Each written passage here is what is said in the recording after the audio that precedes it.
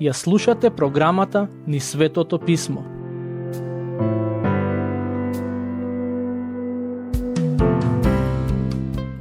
Драги пријатели, денес ќе продолжиме со обработка на Евангелието според Матеј и ќе видиме кои се дел од настаните кои му претходеа на Исусовото распнување.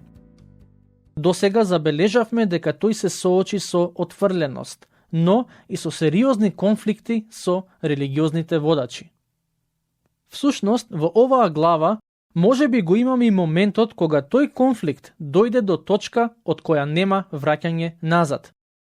Досега религиозните водачи на неколку пати го напаѓаа и за него кажуваа лажни обвиненија, но овој пат самиот Господ Исус кажува неколку коментари за нив, поради кои тие се почувствуваа навистина непријатно. Се разбира, тој не лажеше, ниту пак ги напаѓаше, туку само сакаше да ги соочи со вистината. Стихови 1 и 2 од глава 15. Тогаш пристапија кон Исус ерусалимските книжници и фарисеи, велејки: зошто учениците твои не го запазуваат преданието на старите? Зошто не си ги мијат рацете кога јадат леб? Да ве потсетам на контекстот на овие настани. Во минатата епизода размислувавме за случката во која Господ Исус преку чудо нахрани голем број на луѓе. Дел од религиозните водачи кои живеа во Ерусалим, а сакаа да видат кој е Исус, му пристапија за да разговараат со него. Некој можеби ќе си помисли дека нивната желба за разговор е добар знак, но нивната намера не беше да се спријателат со Исус, туку да го критикуваат. Нивните обвиненија против него не се однесуваа на прекршување на принципите дадени во писмото, туку на прекршување на принципите кои произлегуваа од нивните традиции. Нивното прашање и критика се однесуваа на миењето раце пред јадење.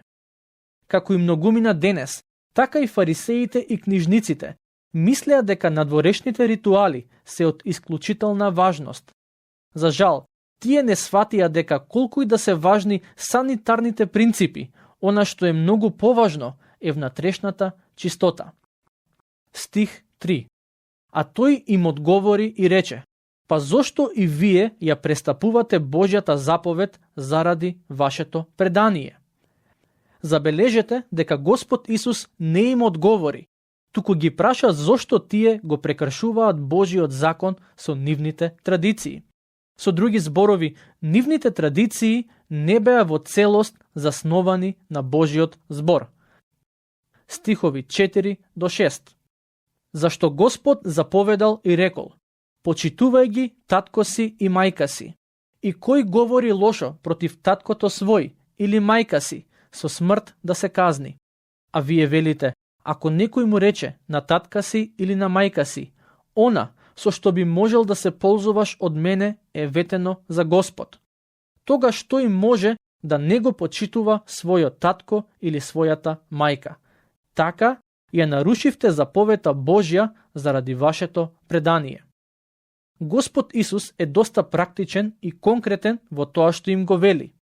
Божјиот закон вели дека луѓето треба да се грижат за своите родители, а еврејската традиција им дозволуваше на луѓето да дадат голем дар во храмот и со тоа да се ослободат од одговорноста за родителите. Тие всушност си најдоа навидум побожен начин како да го прекршат законот. Моje лично мислење е дека еден од најдобрите тестови за верата на човекот е неговиот паричник. Тоа се однесува и на христијаните денес. Како се справуваме со парите кои Бог ни ги доверува? Јас верувам дека треба да даваме пари во црквата за службата посветена на Бог, да може да продолжи да функционира без финансиски предизвици. Но, исто така, треба да се грижиме и за семејството, а и да ги подмириме долговите кон државата. Порано во црква имавме еден човек кој инсистираше да дава половина од својата плата за црквата. Но, откако по некое време дознавме дека неговото семејство е гладно, Седнавме да разговараме со него. Првично, тој се налути за тоа што му го кажавме, но потоа свати дека мора да се грижи за семејството, а не да го остава гладно. И тој имаше побожни мотиви, но сепак ги прекрши основните Божи принципи. Во стих 7, Господ Исус ги нарекува лицемери, и тоа е на вистина сериозно обвинување, но сепак вистинито. Во тоа време, зборот лицемер првично се користеше за глумците во театрите кои носеа повеќе од една маска или играа повеќе од една улога. Од духовна и морална гледна точка, лицемер е токму тоа, човек кој има неколку маски и ги менува согласно ситуацијата и потребите. Стиховите 7 и 8 содржат цитат од пророкот Исаија. Лицемери, добро пророкувал за вас Исаија велејки: овој народ се приближува до мене со устата своја и со устните ме почитува, а срцето негово стои далеку од мене. Ова е главниот проблем. Тие беа подготвени да ги извршат сите надворешни ритуали, но не и да го променат нивното срце. А на Бог му е најважна состојбата на нашите срца. И ние треба да внимаваме на овие нешта, бидејќи можеме да паднеме во истата замка. Каква е ползата ако ги учиме децата да ги мијат рацете пред јадење, ако не внимаваме што гледаат на интернет и телевизија? Тие нешта кои ги гледаат преку екранот можат да ги расипат нивните срца. Се разбира дека децата треба да мијат раце, но ако нашата грижа за нив се сведе само на тоа, ние правиме голема грешка. Да продолжиме со читање. Стихови 10 до 12. И како ги повика луѓето, им рече: слушајте и разберете. Не го осквернува човекот она што влегува во устата, туку она што излегува од устата, тоа го осквернува човекот. Тогаш неговите ученици му се приближија и рекоа: знаеш ли дека фарисеите, штом го чуја тој збор, се соблазнија? Фарисеите се навредија од зборовите на Господ Исус. Мислам дека ова беше таа точка на конфликт од која немаше враќање назад. Сепак, Господ Исус не се уплаши од таа реалност. Слушнете ја неговата реакција. Стих 13. А тој одговарајќи им рече: секоја садница што не ја насадил мојот Отец небесен ќе се искорне. Ова се однесува и на секој религиозен систем, а и на секоја црква која не е посадена од небесниот татко. Тие ќе бидат искоренети, можеби не веднаш, но нема вечно да обстојуваат. Стих 14. Оставете ги, тие се слепи водачи на слепи. Ако га слеп води слеп, обата ќе паднат во јама. Господ Исус ги нарече фарисеите слепи водачи. Се разбира дека ова се однесува на нивниот духовен вид. Ако беа отворени за неговите поуки, тие ќе прогледаа и ќе можеа да го водат народот по вистинскиот пат. Стихови 15 и 16. Петар пак му одговори и рече: објасни ни ја оваа парабола. А Исус им рече: ама вие уште ли не сваќате? Досега им зборуваше на слушателите во параболи, но ниту апостолите не ги сватија сите параболи. Стихови 16 до 18. А Исус им рече: ама вие уште ли не сваќате? Уште ли не разбирате дека се што влегува во устата минува преку стомакот и се изфрлува надвор, а она што излегува од устата иде од срцето и тоа го осквернува човекот. Ова е многу важен принцип. Она што ги опоганува луѓето не е тоа што им влегува во устата, односно храната, туку тоа што излегува од устата, односно зборовите. Некој рекол дека устата е како кофа, која од бунарот, односно срцето, го вади тоа што се наоѓа во него. Продолжуваме со читање. Стих 19. Зашто од срцето излегуваат лоши помисли, убиства, прелюбодејства, блудства, кражби, лажни сведоштва, хули.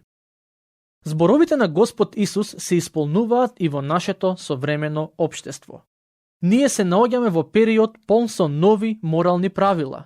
Дојдовме до ситуација која пророкот Исаја пред илјадници години ја опиша со зборовите. Доброто се нарекува лошо, а лошото добро. Оние кои веруваат во Библијата се сметаат за старомодни и необразовани луѓе, личности кои целосно грешат во однос на нивната проценка за животот.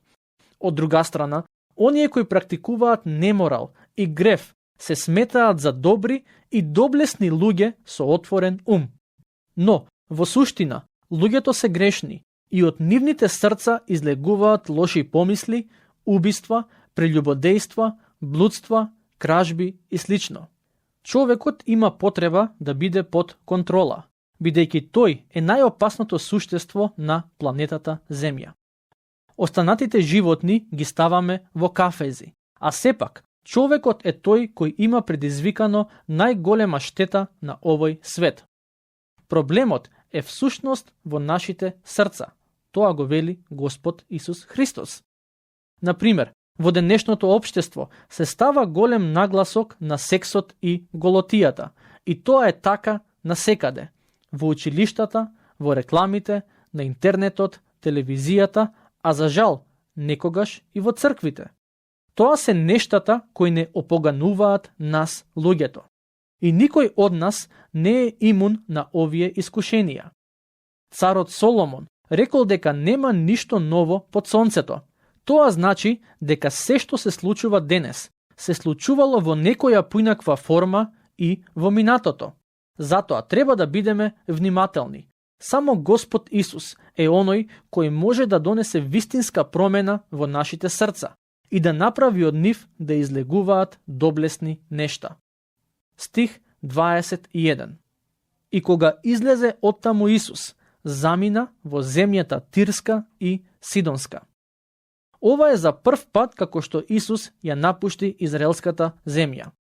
Ке се сетите дека кога за прв пат ги прати учениците во мисија, тој им кажа да одат само во израелски градови и села, но голем дел од евреите не ја прифатија неговата порака и неговата мисија.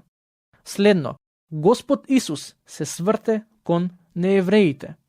И тоа не е така само затоа што евреите не го прифатија, бидејќи тој како Месија секако дојде за спасение на сите народи. Неговиот повик, даден преку пророкот Исаија, важи за сите. Дојдете сите кои сте жедни и ќе ве напојам. Глава 55, стих 1. И во Матеј, глава 11, стих 28, ги повикува сите кои се уморни да дојдат кај него, бидејќи тој ќе им даде мир. Стихови 22 и 23. И ете, една жена хананејка излезе од оние краишта, повика кон него, велејки: смилувај ми се, Господи, сине Давидов. Ќерка ми жестоко ја мачи демон. Но тој не ја одговори ниту збор. И пристапувајќи до него, учениците негови го молеа и велеа: отпушти ја, зашто вика по нас. На учениците им беше непријатно од ситуацијата и затоа побара од Господ Исус да реагира. Стих 24. А тој одговори и рече: јас сум пратен само кај загубените овци на домот израелски. Забележете ја неговата реакција. Според тоа што првично го кажува, се чини дека дојде на овој свет само за израелците. Слушнете ја и нејзината реакција.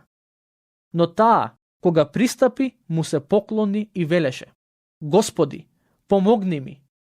Претходно го нарече сине Давидов, а и Господ. Сега го нарекува само Господ. Според нејзините зборови, очигледно е дека таа имаше некаква представа за кој навистина е Исус. Стих 26. Тој, одговарајќи и рече: не е добро да се земе лебот од децата и да се фрли на кучињата. Ова е навистина необична изјава. Мислам дека кога ние би биле во таа ситуација, би си заминале, бидејќи ќе се чувствуваме навредени. Но, забележете ја верата на жената. Стихови 27 и 28. Но таа му рече: да, Господи, но и кучињата јадат од трошките што паѓаат од трпезата на нивните господари. Тогаш Исус одговори и рече: о, жено, голема е твојата вера, нека ти биде по желбата твоја. И во тој час оздраве ќерката неизина. Со други зборови, таа како да му рече: знам дека во тебе има милост, не само за еврејскиот народ, туку и за останатите. Таа имаше голема вера со која ја препозна Господовата големина и добрина. Затоа Господ Исус ја исцели неизината ќерка. Стихови 29 до 31. Штом замина оттаму, Исус дојде кај Галилејското море, се искачи на гората и седна таму. И дојде кај него многу народ, кој имаше со себе куци, слепи, неми, фатени и многу други, и ги положија пред нозете на Исус. И тој ги исцели, така што народот се восхитуваше, гледајќи како неми зборуваат, фатени оздравуваат, куци се движат и слепи прогледуваат. И го прославуваше Бога Израелов. Матеј повторно известува дека Исус исцели голем број на луѓе, кои боледуваа од различни болести. Но, откако 3 дена им служеше, луѓето огладнеа и тој сакаше да се погрижи и за таа нивна потреба. Стих 33. А Исус, кога ги повика учениците своји, рече: жал ми е за луѓето, зашто 3 дни веќе стојат кај мене и немаат што да јадат. Да ги распуштам гладни не би сакал, за да не премалеат по патот. Но учениците негови му рекоа: каде ќе земеме толку леп во пустинава, за да нахраниме толку народ? Предпоставувам додека го читав стихот, може би некој од вас си помислија дека Матеј повторно известува за чудото во кое Исус нахрани над 5000 луѓе. Но, иако описот на двете случаи е сличен, сепак станува збор за поинаков контекст. Господ Исус побара од неговите ученици да ги нахранат луѓето, а тие реагираа на ист начин како и претходно. Во суштина, рекоа дека немаат можност како да го сторат тоа. Покрај другото, ова чудо ни кажува колку споро учеа учениците на Господ Исус. Тие веќе беа сведоци на едно чудо, преку кое Господ Исус нахрани над 5000 луѓе. Мое лично мислење е дека тоа чудо се случи само неколку дена пред оваа ситуација. Наместо поттикнати од претходната ситуација да се свртат кон Господ Исус за решение, тие велат дека во пустината не можат да најдат леп за толку многу народ. Стихови 34 до 37. Исус ги праша: колку лебови имате? А тие одговорија: 7 и неколку риби. Тогаш му заповеда Исус на народот да поседне по земјата. И земајки ги 7 лебови и рибите, благодари, ги прекрши и им ги даде на учениците своји, а учениците на народот. И јадеа сите и се наситија, и кренаа останати парчиња, 7 полни кошници. Господ Исус повторно нахрани неколку илјади луѓе, а учениците, за жал, не ја сватија лекцијата од претходното чудо. Јас дури би рекол дека и тие во одредена смисла имаа некаква невера, но и ние треба да се пазиме од ваквиот вид на невера. Сигурен сум дека сите ние сме искусиле Господовата добрина и грижа во минатото. Кога и да се најдеме во некоја ново настаната ситуација во која имаме потреба, треба да се сетиме на тоа како Господ действувал во минатото и поттикнати од тоа сведоштво да му веруваме и во сегашноста. Јас би сакал повеќе да му верувам, бидејќи многу пати во животот сум ја искусил неговата добрина и грижа. Забележете што пишува Матеј во стих 38. А оние што јадеа беа 4000 мажи, покрај жените и децата.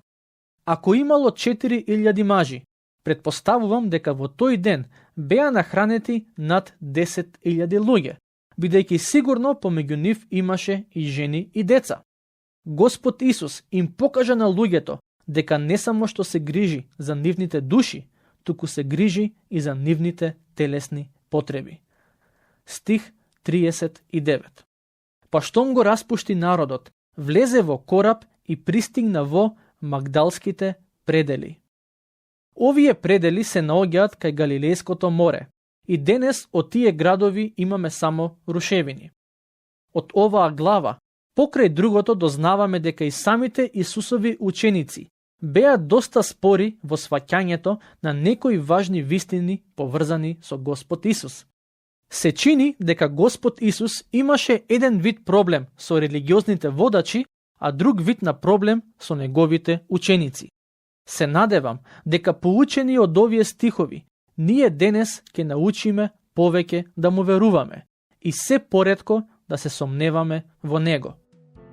Тука ќе го завршиме денешното проучување.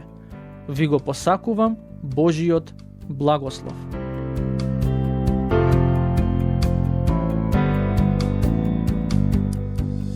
Слушнавте епизода од програмата Низ Светото Писмо.